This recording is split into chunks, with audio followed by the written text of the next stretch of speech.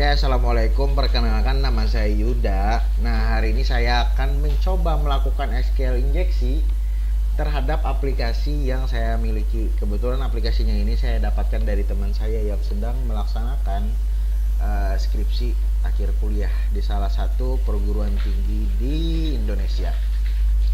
Oke, di sini saya akan coba buka aplikasinya. Kebetulan sudah ada di lokal saya. Coba kita buka. Nah, ini dia. Nah, kita sudah masuk ke form login aplikasi tersebut. Di sini saya akan langsung login sebagai admin. Di sini saya tidak tahu passwordnya apa. Saya cuma tahu username-nya karena passwordnya dienkripsi di database. Di sini saya akan mencoba untuk melakukan SQL injeksi agar bisa login. Oke, untuk scriptnya sendiri di sini saya akan mencobanya dengan script ini. Karena sebelumnya saya sudah melakukan simulasi. Passwordnya juga.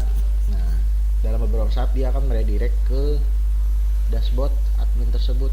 Oke, berarti sudah dipastikan aplikasi ini tidak aman. Lalu kedua, di sini saya akan masuk ke halaman daftar siswa dan ke halaman edit. Kenapa? Karena di sini kita akan menginjekkan query SQL tersebut lewat query param yang ada di halaman aplikasi tersebut. Nah, seperti kita lihat contoh query paramnya di sini ada pack siswa, action edit, dan ID 5. Biasanya ID ini yang akan diinjekkan ke dalam database. Untuk membuktikannya, di sini saya akan mencoba dengan query tersebut. Oke, or 1 sama dengan 1 tanda pagar. Enter. Nah, error. Kenapa error? Karena di sini query param itu tidak bisa menerima spesial karakter yang kita inputkan. Karena kebetulan di sini saya menggunakan PHP 8.1, dia sudah memfilter sanitasinya dan spesial karakter. Kita akan mencoba mengakalnya dengan kode tersebut, tanda persen 23. Nah, tembus. Kenapa tersebut? Kenapa bisa tembus? Nah, karena kita di sini memiliki dua buah kondisi, di mana pada query tersebut dia akan mencari ID 5 atau 1 sama dengan 1 yang pasti bernilai true. Sudah pastikan semuanya pasti akan terload kan. Untuk membuktikannya kita akan langsung coba cari tahu lewat codingnya. Nah, seperti kita lihat codingnya dia itu menggunakan query seperti ini. Nah, oke, coba kita lihat di sini. Saya akan pastekan. Nah, jadi query tersebut kalau kita simulasikan, kita inputkan ke dalam SQL, dia akan menjadi seperti ini. Nah, di sini kita ganti jadi tanda pagar. Nah, apakah bisa? Pasti bisa. Langsung kita masuk ke dalam database-nya. Nah, seperti kita lihat hasilnya ini, select from tabel siswa where ID sama dengan 5 atau 1 sama dengan 1 yang pasti sudah bernilai true. Fungsi pagar di sini adalah memberi komentar terhadap string yang ada setelahnya. Jadi di sini dia tidak akan membaca tanda petiknya lagi.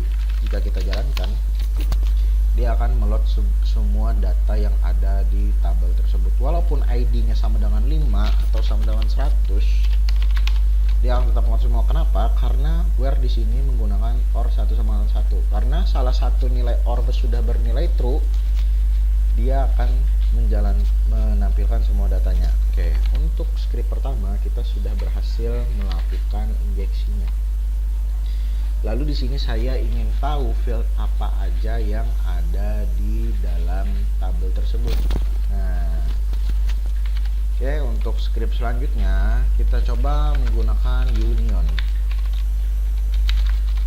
Nah, kita kopas dulu, lalu kita pastekan ke sini. Kenapa 1 sampai 12? Nah, di sini saya akan coba jelaskan dulu. Jika menggunakan 1 dan 2, dia pasti akan error. Kenapa? Karena union ini akan mengisikan sesuai jumlah field yang ada pada tabel yang diselect tersebut. Karena akan menggabungkan dua buah tabel, dua buah field yang jadi dua buah tabel yang menjadi satu field. Nah, di sini kita akan cari tahu berapa sih jumlah field yang ada di tabel siswa tersebut. Jika 2 tidak dapat, kita coba 3. Oke, masih belum dapat. Nah, kebetulan di sini saya sudah tahu berapa jumlah field yang ada pada tabel tersebut. Coba kita cek tabel siswa. Oke, di sini dia memiliki 12 field. Jadi secara langsung kita bisa di sini langsung memasukkan 1 sampai 12 atau jumlah data ini 12 buah. Nah, 3 4 5 6 7 8 9 10 11 12. Jika di enter, dia tidak terjadi error karena dia sudah memastikan tahu jumlah field yang ada tersebut. Coba kita ganti di sini menjadi ID 5. Nah, karena ID 5 ini sudah dimulai dari data siswa ini, dia memiliki ID 5671 tadi kosong, jadi dia tidak bisa meload apa-apa. Di sini dia akan meload seluruh datanya tersebut. Nah, kita coba simulasikan lagi. Kita akan masuk ke query. Nah, di sini saya sudah menyiapkannya. Kita coba copy paste langsung.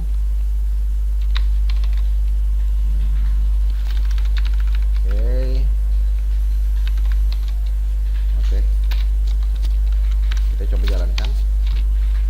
Nah, jumlah datanya sama sesuai jumlah field tersebut. Karena semua data yang ada semua nilai datanya itu akan diganti dengan sesuai isi union tersebut. Oke, seperti yang kita lihat di sini kita dapat ID siswa. Karena kebetulan di sini tidak menampilkan field yang ada di sini, hanya datanya saja. Oke, berarti untuk injeksi di script kedua ini berhasil. Berarti sudah pasti ini aplikasi kurang bagus. Lalu selanjutnya untuk script ketiga. Nah, di sini saya ingin mencari tahu tabel apa aja yang ada di dalam database tersebut. Oke, scriptnya kita akan menggunakan script ini. Kita pastekan di sini.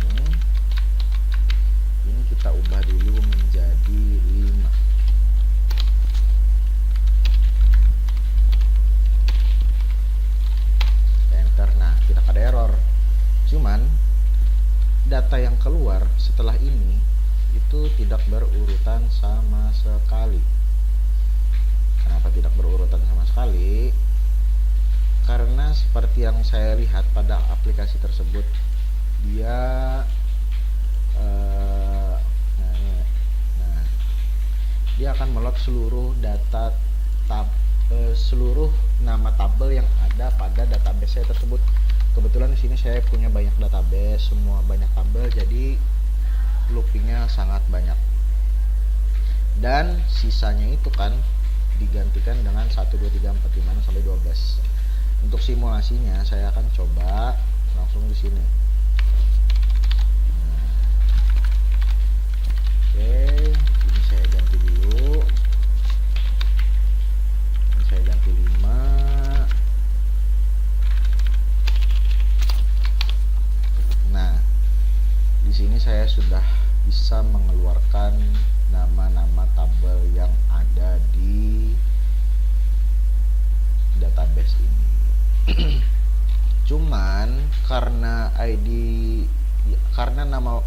field IDM kelas ini tidak muncul di sini, bagaimana caranya saya menampilkan data nama tabel tersebut ke dalam nama peserta didik tersebut, nama field data form peserta didik. Karena kita lihat lokasinya ini ada di indeks ke 0, 1, 2. Berarti saya harus memasukkan tabel name ini ke dalam indeks 1 dan indeks kedua.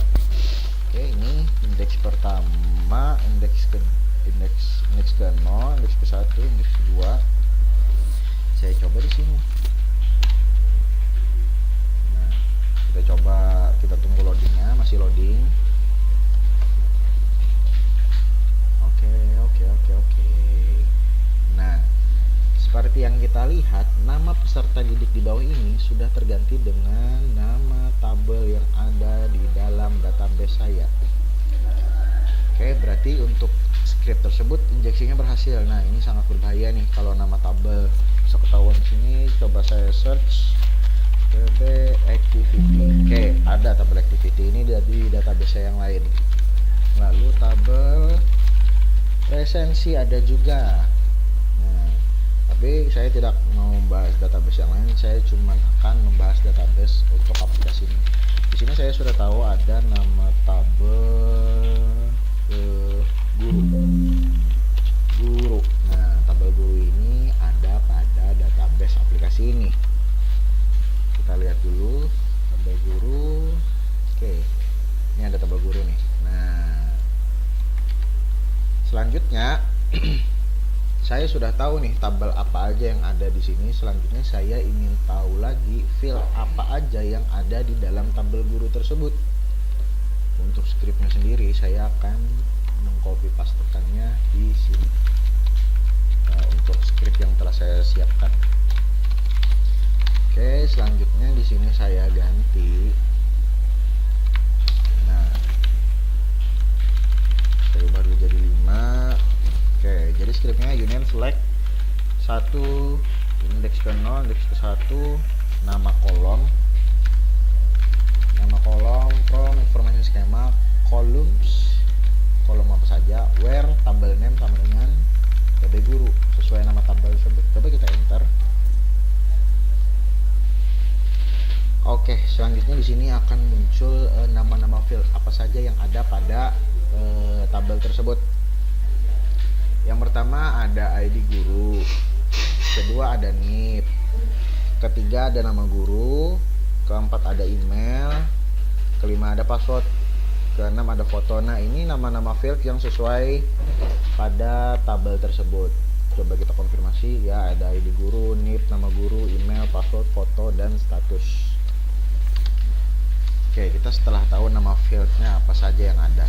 Selanjutnya, bagaimana cara kita untuk melihat isi database yang tersebut. Nah, ini yang paling berbahaya, yaitu dengan script yang terakhir ini. Nanti saya berikan penjelasan. Oh, ini kita uji coba dulu. Kita uji coba di query-nya agar kawan-kawan bisa mengerti. Nah, oke. Nah, seperti kita lihat, karena kolom name ini saya letakkan di indeks kedua pada kolom, indeks 0, 1, 2. Di sini dia akan mencetak seluruh nama field yang ada pada tabel guru. Itu kan sesuai nih dengan yang di sini. Ada status, foto, password, email, nama guru, NIP, ID guru. Oke. Untuk selanjutnya, terakhir, untuk injeksi aplikasi ini saya akan menggunakan script ini untuk melihat isi data dari tabel guru tersebut. Nah, ini biasanya yang adalah finalisasi semua hacker untuk menghack aplikasi, asal dia tahu password dan username. Nah, coba kita intikan sini. Oke, 1 kita di sini ganti jadi 5, unit 1. Nah, jadi untuk field-field tersebut saya akan menggantinya di dalam unit ini. Di sini indeks ke 0, indeks ke 1, indeks keduanya NIP, indeks ketiga nama guru, indeks keempat nama password, sesuai dengan isi field yang ada pada tabel guru. Kita coba klik enter. Kita lihat ke bawah. Oke. Nah, di sini NIP-nya itu terbaca di indeks, karena indeks kedua itu akan diletakkannya di nama peserta didik. Indeks kedua kelihatan, setelah itu indeks ketiga, nah 003 tempat tanggal lahir, dia akan menggantikannya jadi nama guru. Nah, nama guru. Oke. Nah, untuk passwordnya sendiri belum muncul nih, berarti kita harus mencari tahu letak posisinya di mana. Kita akan mencoba meletakkannya pada alamat peserta didik.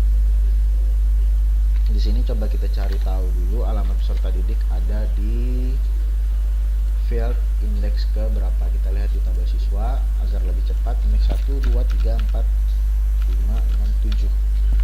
Berarti index ke-7 kita letakkan password. Ini kita cut dulu. Index 1, 2, 3, 4, 5, 6, 7. Jadi harusnya di sini sudah muncul password pada alamat peserta didik. Kita coba klik enter.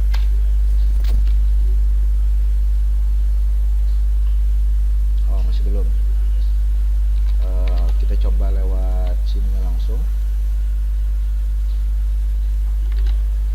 Kita kopikan dulu ini. Kita pastikan di sini.